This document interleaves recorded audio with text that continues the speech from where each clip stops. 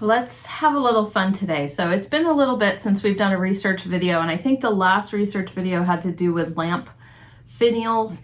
And so it kind of got me thinking about lamps in general. Now, if we look into the world of reselling lamps, the topic is so huge. So today I thought we could focus it down a little bit and talk about mid-century lamps and lighting. And there is a lot more to mid-century lamps than just swag lamps or maybe fiberglass shades or things like that. So we're going to look at some fun examples today, about 15 fun examples, and we're going to try to isolate some features of the lamps instead of trying to memorize hundreds of different types of lamps that might be valuable. Let's try to isolate some of the features of those lamps that if we see a lamp that has that feature, it might give us a better shot at it being a profitable purchase for us. Of course, in these days, we've got our phones, we've got Google Lens, we've got lots of things we can use even while we're out searching in order to figure out whether something we're contemplating is worth it or not. So don't forget to use all those tools when you're out there. And then we're going to finish up the video with my 2 top lamp sales. It's been a while. I had to look up some information about the details of those sales because it's been quite a few years. But anyway, I'll just share those with you because that's something you can learn from as well. And I'm gonna meet you over at the computer and we're going to take a look at some examples right now. This beautiful lamp attributed to Bitossi, and it is in a very kind of iconic glaze or finish by Bitossi that you see like in vases and other pieces, figurines and things like that. And I was looking through their pictures, and it does look like here it is marked Italy, I-T-A-L-Y, which a lot of the Bitossi pieces are marked that way. Anyway, so we're looking at the price over here. It says approximately US $334. Now, I wasn't able to confirm a price on this listing over in the research tab because it was from the UK. But I would not be surprised if the lamp sold in that general price range. But what I did for most of these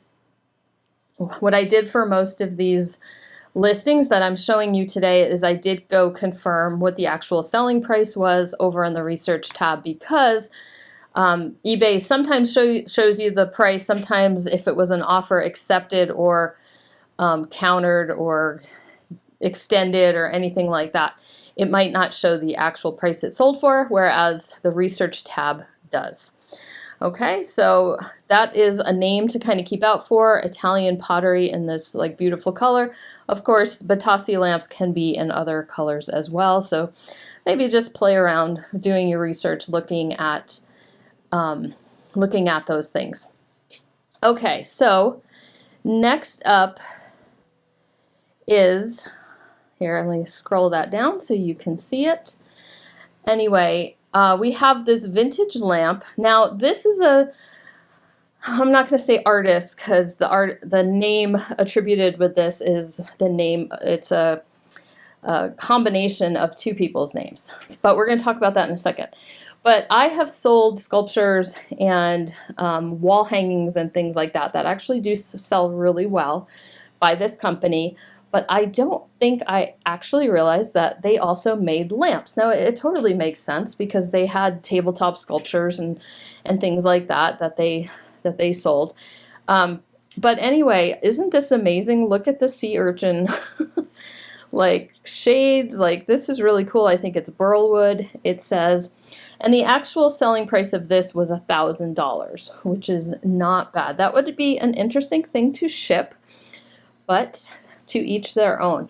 Now, the maker or the company is, okay, we're going to talk a second here. I'm going to digress a little bit about pronunciation on the internet and on YouTube videos especially. So I have always, back in the day when I started reselling, My information on different things came from blogs. It came from reading things in Facebook or on groups or whatever.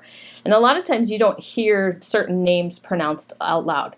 A lot of times resellers are selling things that they have no personal experience with, like high-end brands or things like that that they have no personal experience with. And so when it comes to, I know what I do myself is over the years, I say it a certain way in my head, right?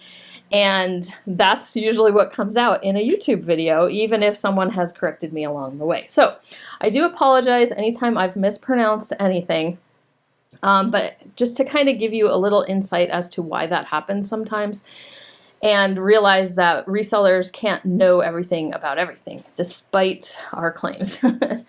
Okay, so all that to say that I always said Curtis Jere in my head, and that's just kind of how I read it and everything like that.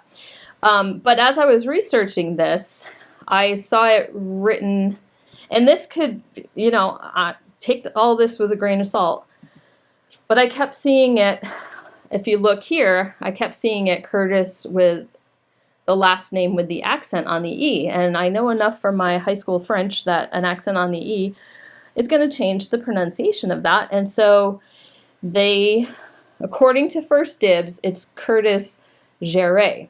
Okay, so here's what I was talking about. It's a combination of the first names of the two designers, Curtis Frailer, there I'm going to botch another one, and Jerry Fells, who co-founded Artisan House. So that's where that name came from. It wasn't a particular person's name. But it's definitely something that you want to keep an eye out for, whether it's a wall hanging, a tabletop sculpture. A lot of times it's metal art or a combination of materials and things like that. Sometimes it's signed C. Jere on the back. It looks like a Sharpie. It looks like it's signed with a Sharpie, but then there's pieces that maybe aren't signed but have been attributed to that artisan house over the years. So anyway, that's my little side lesson on that. So Curtis Jere, that lamp sold for $1,000. And there are other examples. There are other Curtis Jere lamps that sold for even higher, like pairs of them and different styles and things like that. Now, kind of going to the other extreme, this is something that I've never found personally, but I've been reading about and I've read about with different mid-century groups over the years, and I always thought it would be fun to find. It's another pottery or ceramic style lamp, but they're very, very simple looking. And this is the example I'm showing you is, the title says Mid-Century Modern Marshall Studios ceramic table lamp. Okay, so on this particular one, it is signed Martz there at the base. I saw another one where it was on the sticker. The sticker said Marshall Studios. It might have had a signature as well, I'm not sure. Martz is the last name of the husband and wife, I think they're husband and wife, Gordon and Jane Martz, for Marshall Studios. And this one did sell for $250, but just very plain and unassuming.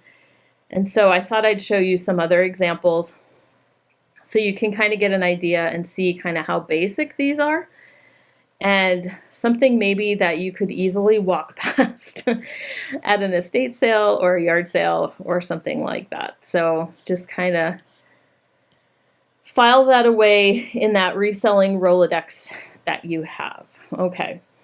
Now let's go on to something super fun and profitable, is a TV lamp. So this screams mid-century to me, this idea of a TV lamp. And this particular one of the Siamese cats sold for the full, it's a bid, right? It's an auction, so we know it's the price, so $399.99. Now, apparently this cats are kind of rare. They have blue eyes. They even had a chip on the back of their ear. So here you can see the name is pretty clear, C-L-A-E-S, Clays, I guess, I don't know. But anyway, very interesting. So it got me thinking about TV lamps, because I've kind of seen some of the iconic ones. There's the Panther lamp. Sometimes they're planters as well, so they would put like a plant and have the light bulb in it. Let's see if you can see the back here. So there's the light bulb, goes right in the back, and you're like, how does that light anything up? Well, I did some research. So let's look at Collectors Weekly, and they had a little article about vintage TV lamps. And so according to Collectors Weekly, it says that in the 50s, when the TVs were new, there was this belief that if you watched a TV in low light, it would damage your eyesight. But early TVs were hard to watch with lights on, so most people turned their lights off so you could see the screen better. So they invented or came up with this TV lamp that added light to the room, right? But it wasn't like really bad for your eyes, okay? And it says a lot of them were dime store things. They like $1.50 to buy a TV lamp. They were figurines made to look like animals, people, plant life. They didn't have a shade. They created a silhouette of the lamp's shape, casting its illumination on the wall behind the TV. So it was more of kind of like a reflection kind of thing. And I have a feeling sometimes, like maybe with the cats, I wonder if the light came like through their eyes or something too. I bet that would be kind of creepy. Okay, so lots of different examples. As you can see, price is not quite as high on some of these other examples, but still kind of fun. Okay, so those are TV lamps, very, very mid-century. Let's look at another one. Now this one I just kind of threw in here because it was kind of fun, and I don't know that I would have been like, ooh, that's mid-century. Here, let's look at it not lit up. You know, maybe with you know, we kind of know what old cords and plugs and everything look like, so I probably would have figured it out at that point, but very interesting looking. This particular one, let's see, sold for $380. That's what it says. Okay, good. We're accurate so far. As you can see what it looks like. Kind of fun. All right.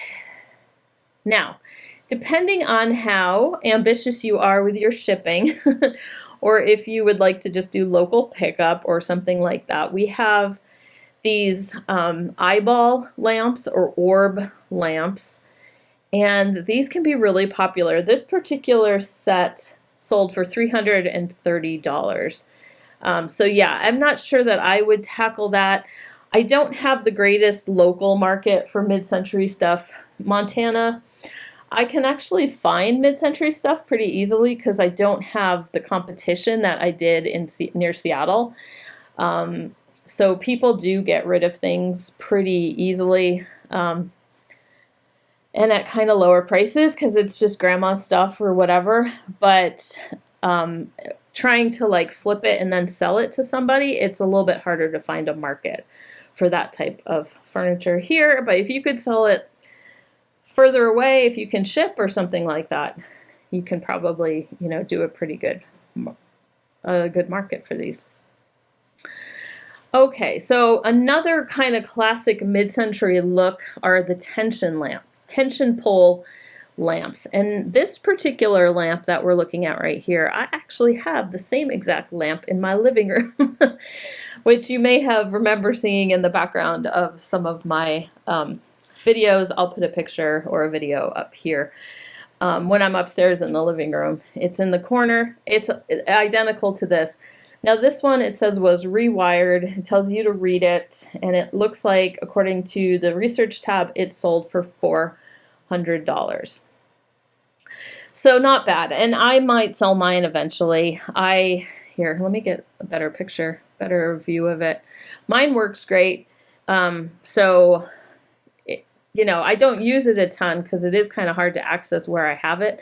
So we do have some plans to kind of rearrange some things in the living room. So if we don't end up really making good use of it, then at least I know I can probably get $300 to $400 for it. So that might be worth the pain in shipping. Now, if you look at this one, the tension lamps should just come apart and kind of go down into a manageable piece. Now this particular one, I think I forgot to look it up, but maybe 330, something like that, if my memory. I did look at it, I didn't write it down. Anyway, so that might make those things a little bit easier to ship if they do kind of pop apart like that.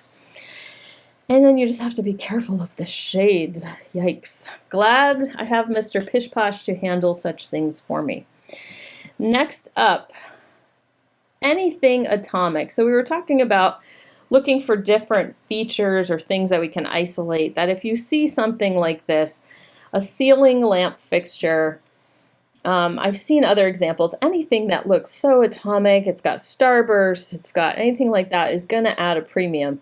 Now, Mr. Pish Posh sells vintage, these types of vintage lamp fixtures fairly often, and, you know, different styles, Art Deco, things like that. But finding something that is like amazingly mid-century modern looking is going to add money to your sale. Now, this particular one, so I think what I'm showing you, this was confusing me because I found it in Solds.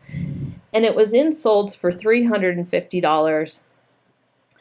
But when I click on it, it goes to this active listing. So I think the person just had another one because it's a different size. And I think they just reused that listing or something. Or maybe they had two available or something like that. But so anyway, it comes to an active listing. It might have been a variation listing, actually. And this is the only one left. Anywho, the one I had seen looked just like that and sold for $350. Another feature to look for is anything sputnik looking. You know, this is just brass, like there's not even lampshades, but it has that classic atomic kind of look. And that one, let me see, check my notes, sold for $595, which is the price that it has on there, so no offers were extended or taken or anything like that. So isn't that awesome? Let's look at it without lights, if they have a picture. Yeah, and it doesn't look like much, but it's all in the design, right? Okay, if you have that mid-century house, you're going to want one of those. Now, swag lamps, if you've watched any of my What Sold videos, we have sold swag lamps in the past for a few $100s, things like that. One thing I have noticed about these glass, kind of ornate globe style swag lamps is if you have colored glass, it's going to do a lot better. This blue one sold for $428. And there's different designs. There's swag lamps that are a little bit smaller and they have like two globes or even three globes that are kind of staggered and things like that. So yeah, keep your eyes out for that, because especially with the colored glass, because it can do pretty well. Looking at another kind of swag lamp, we have this one that kind of gives us another feature to look for, is looking for lamps. We're going to see another example later, but lamps that have like walnut or teak. Here again, we have the colored amber glass is helping. This one sold for $475. Now they've attached the name Pearsall, Adrian Pearsall to it. Now I'm self-conscious about how to say stuff. I did it to myself. Okay. So if you can, I didn't stop to research or anything like that. So if that can definitely be attributed to a designer or a design group, that is also definitely going to up your price if you can do that. So there's, some lamps were made by famous mid-century, even Danish or Scandinavian furniture makers, and then they made lamps that went with their stuff. And if you can find a name to go with it, that's going to give you a lot more money as well. Okay, so that is very cool looking. Again, if a lamp has a mix, if you can tell it's vintage and it has a mix of like walnut, teak with brass or something like that, it's kind of the look a lot of people are going for.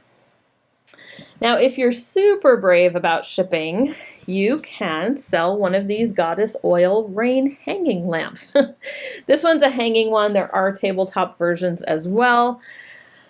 People like it when they're tested. If you can show it working. Do you guys know these lamps where the oil like drips down the strings and so it looks like it's raining? I don't believe that I would attempt this one.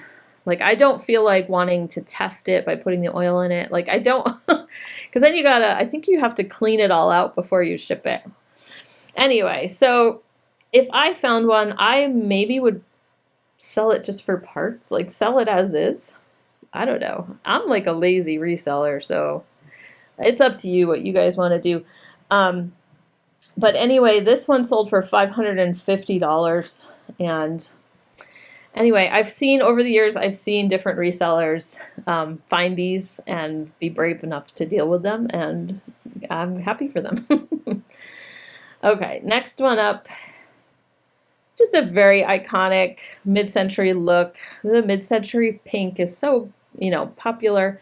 Now this lamp sold for $860. It's got the classics shade that probably is original, and it has this panther on it. It looks like it's just a pottery lamp. The information when I read it, they just said it's got some scuffs, it's got some, signs of age or anything like that. $860. It's beautiful. Very, very, if it's unique and it's a good color, then people will pay for it. Then let's look at another feature that helps us identify the mid-century lamps, and that's these fiberglass style shades. This particular pair, they're metal lamps. The fiberglass shades just like are so cool. I love how they photograph them against the brick. That actually is really cool. And I think we saw this seller on some of the other lamps. I recognize that name now that I'm looking at it. Anyway, they sold for $825 for the pair. So it's nice to have a pair. I would think shipping makes it a little trickier for shipping. A lot of lamp sellers I know end up shipping the shades separately, because especially the fiberglass shades can rip really easily and everything like that. So they do them in a different box. Anyway, so that is quite a pair of lamps. I really like those. Okay, then, so fiberglass shades, it's another thing to kind of keep an eye out for. And finally, we have, ooh, look at that. No way, I didn't even see those bases earlier. Okay, let's talk about what's going on here. Okay, there's a lot happening in these lamps that are all really good things. So first off, we have these tulip. It's a tulip style lamp, right? It's got this walnut, or I don't even know what wood it is. But anyway, it's got the two kind of pointy leaves, right? So I was looking back at some of my notes from lamps I had sold, and I had sold this little tulip style lamp that was just brass with just two of those little mid-century wooden tulip leaf type or petals or something like that. Anyway, so we have that going for it. Then we have these wonderful shades that they have spun resin in their title. A lot of times people use spaghetti lucite or spaghetti resin for these types of shades, and these are super popular as well. This pair of lamps sold for $1,045, so just a little bit less than their asking price. Now, I just happened upon that, and that is embedded lucite with like pieces of mother of pearl or something like that. And that's kind of a popular thing in the whole mid-century community. A lot of times they call them, there were these clocks that were resin and filled with all sorts of bits, but like in weird colors, and they call them vomit clocks because it kind of looks like that. And so anyway, but at least that's all like a nice color on the base. I didn't even notice that before. Holy cow. Okay, $1,045 for those. And I think that was, nope, I was going to show you more examples of the spaghetti lucite so you know what I'm talking about. Spun lucite, spaghetti, that's the kind of name. So all different styles. Sometimes it's the globe, as you can see in these examples. Sometimes it's on the body of the lamp. Here's some other fun examples. The very colorful ones look like they do pretty well. That's kind of mixed with a palm tree. Here's some more of those tulip leaf kind of things. And then there's swag lamps made with this spaghetti plastic. Okay, that is not attractive to me at all, but for $274, you bet I'm picking it up at a yard sale. Okay, here's a couple other ones. Again, here's that brass and walnut or brass and wood type style. Okay, so let's go back over to the other camera and we're going to talk about my two top lamp sales that I've had in my entire career. Okay, so story time. I think we're going back to like 2013, 2014, like somewhere in there. It was a while ago. And I remember being at the grocery store, which was right next to Goodwill. And it was later in the day. This is how I used to do things because I think I would wait till Mr. Pish Posh came home. My youngest was a baby. And I would go out and in the evening and get groceries. And my Goodwill at that point stayed open until like 9 or 9:30 or something. Anyway, story time, I said. So I would always hit the Goodwill after I did my groceries. And so it was close to closing time. And I remember I went over, I was just kind of looking around. And I was in some parts of the store that I didn't usually start at, but I ended up at the lamps. And I think the first thing that I noticed was a Bitossi lamp. And I thought it was Bitossi because it was that same blue pattern that we talked about in that first lamp that I showed you. But it was big. It was like 3 feet and it was like a column. Here's a picture of it. Anyway, so... But, you know, there's also pottery that's kind of made to look like that because that's so popular. So I'm like, I don't know if that's like real Italian pottery or not. A lot of times lamps will have felt and everything on the bottom. And, you know, Mr. Pish Posh is very good about shipping my stuff. But he has his ups and downs with it. Like if he does a lot of weird shape stuff for a while, he's like, oh, I'm tired of this. We got to just ship like easy stuff. And like he had just said something like that. And so I was like, oh, I'm not going to bring this big lamp home. Forget it. And then I saw this lamp. Here's a picture. Now look at that funky thing. That is the craziest looking lamp, right? And I'm like, it's so crazy looking. It's got to be something. But again, you know, there's no Google Lens back then. So I just took pictures of them. And I went home and I was like, oh, there's people who are like knowledgeable. And I think back in the day, there was a group of like mid-century thrifters who were on Twitter. And so I put a picture of the lamps on Twitter. I used a hashtag that this group used at the time. And right away I was getting like replies and they're like, yeah, that's probably definitely Bitossi. I hope you got it. And then the other one, they're like, oh, the metal one, that's a Laurel lamp. Like I hope you got that one too. And I was like, I don't know anything, right?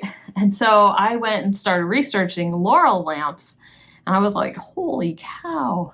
And so I remember, so a lot of the details of this I'm only remembering because I used to run a blog. I used to have a blog about my thrifting before my YouTube channel. And I had told this story and I just found the entry in my email. So I was like, oh yeah. So when I was looking at the funky one at Goodwill, the lady's like, oh, that was here the other day. Isn't it crazy? You know? So I'm like, all right, well, nobody's gonna like buy this like before I can get back to the store because it's already been in the store like a week, right? I set my alarm to get up and go to the Goodwill as soon as they opened the next morning. And so I got there and I grabbed the 2 lamps and I don't even know what I spent, like less than $10 a piece, I think, for these lamps. Now I want to think the chances of a Laurel lamp and a Bitossi lamp being at the Goodwill at the same time, I've got to think that they were donated by the same person, but the resellers, you know, who were into mid-century or even the decorators, like didn't spot the Bitossi for that long. So I think that's kind of strange. Anyway, I got the Bitossi. It was not chipped or anything like that.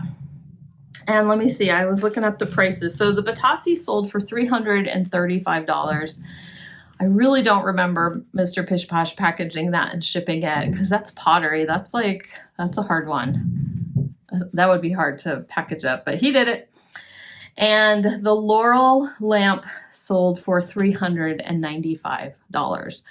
Now, I was researching the Laurel lamp to try to find, I didn't realize I still had a picture. And so I was like, I should just find another example. And I'm looking on WorthPoint, and some of them like that look just like mine. Somebody sold a pair for like $2,000, or I don't know, maybe they had shades and stuff like that to go with them. I'm happy with my $400, and mine was quite a few years ago, right? And so, you know, I saw some high values, and then I saw some others that were listed like right around that same price as mine. So I think I did pretty good with it, even though I was kind of not quite a newbie reseller at the time, but